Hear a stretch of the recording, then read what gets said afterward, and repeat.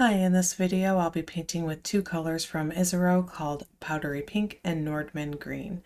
These professional watercolors from Belgium are beautiful paints which I definitely enjoyed and recommend, but for anyone who is unable to obtain these in certain parts of the world or if the price is too high, I'll show you how to mimic these convenience mixtures using the single pigment ingredients, which can be obtained from a wider variety of brands. I do generally prioritize collecting single pigment paints for my main palette. I enjoy color mixing and the money I can save by owning a smaller selection of colors capable of mimicking any new mixture that catches my eye. Sometimes though, if I'm not feeling creative, I find that color itself can be the spark of inspiration I need to get going. There are more than a few Isaro colors that are definitely a good fit for me. This brand makes some really unique convenience mixtures, and when I look at them, I start imagining ways to use them in paintings, often sparking ideas for subjects that I may not have otherwise decided to paint. They also offer some colors with metallic powders in them or other unusual combinations of pigments that you just won't find from other paint companies and may never have thought to mix for yourself. I will be doing a bigger video for about 20 of their colors in the future. I'll put a link in the description under the video to the written review with pictures of my swatches for all the colors I've tried so far. Until then, I just wanted to share these two colors first since I found them to be a stunning combination when used with each other. Since I can see myself repeatedly using these specific colors, the pre-made mixtures will save me time when I sit down to paint. If you like these, but don't see them being something you could use a whole pan of, then I'd recommend the single pigment ingredients instead, which will give you more versatility with the freedom to mix similar colors anytime.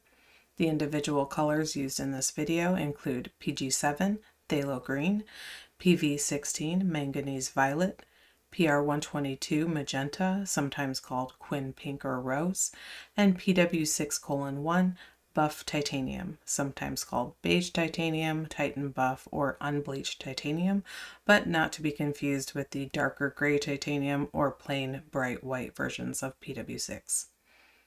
Since most brands' pale pastel tints are typically made with the brighter pure white of titanium dioxide PW6, I was surprised to see that Powdery Pink was made with PW6:1, the beige-leaning version known as Buff Titanium instead.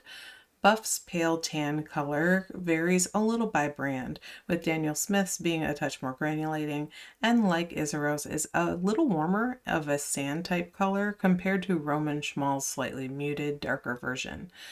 Buff is a slightly less common version of titanium white that has not been completely purified of iron oxides.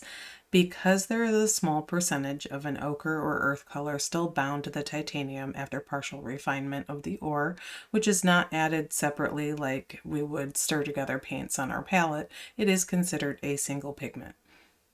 If you don't own a buff titanium watercolor, you could try to mimic it by mixing a white with a touch of an earth color you might already have on your palette. Since so many pan set assortments have a white as well as an ochre or an umber, that could be a good way to start testing if you enjoy using a semi-opaque beige as a mixing color before investing in buff titanium.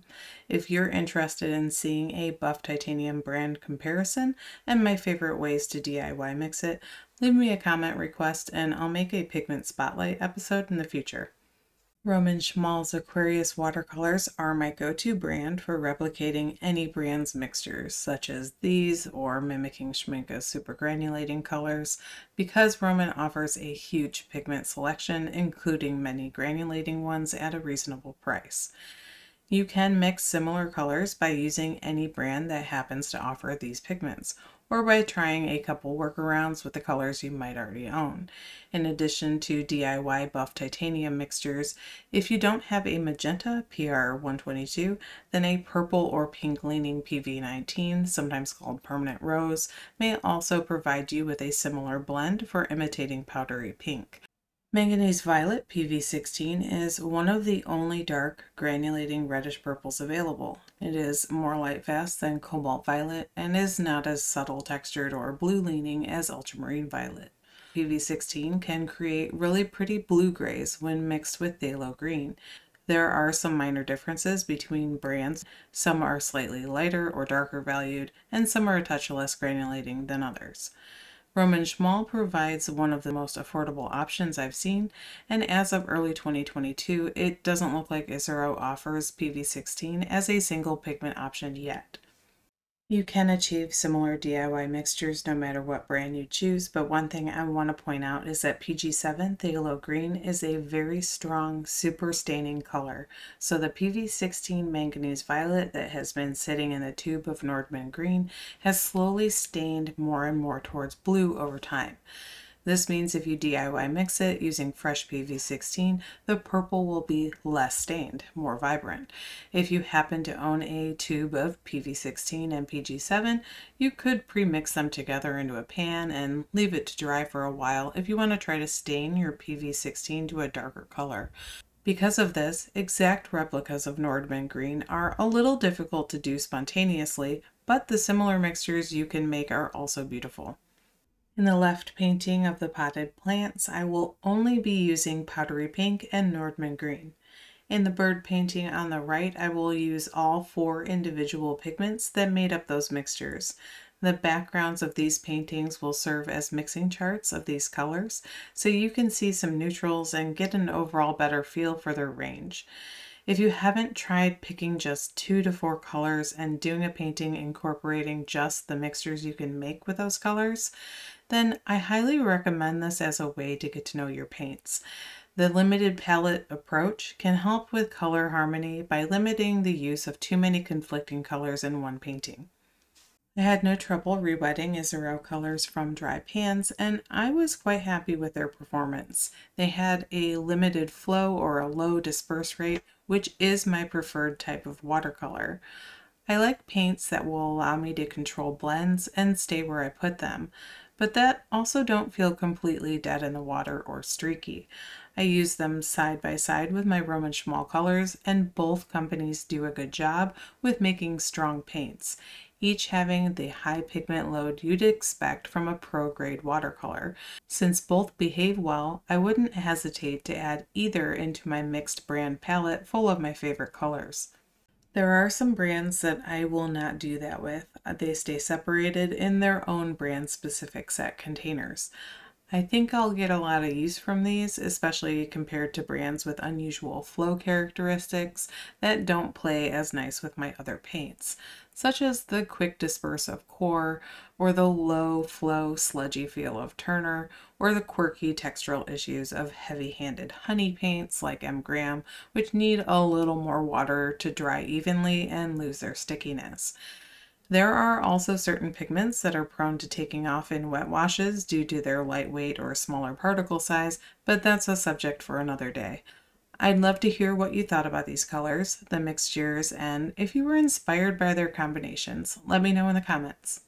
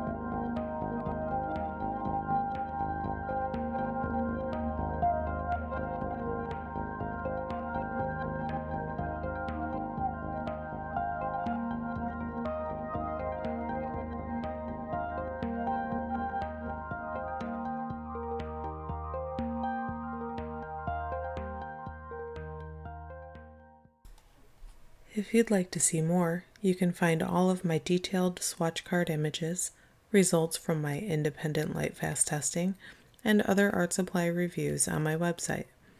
I'm currently building a huge pigment database where thousands of colors can be compared side by side with paint from other brands.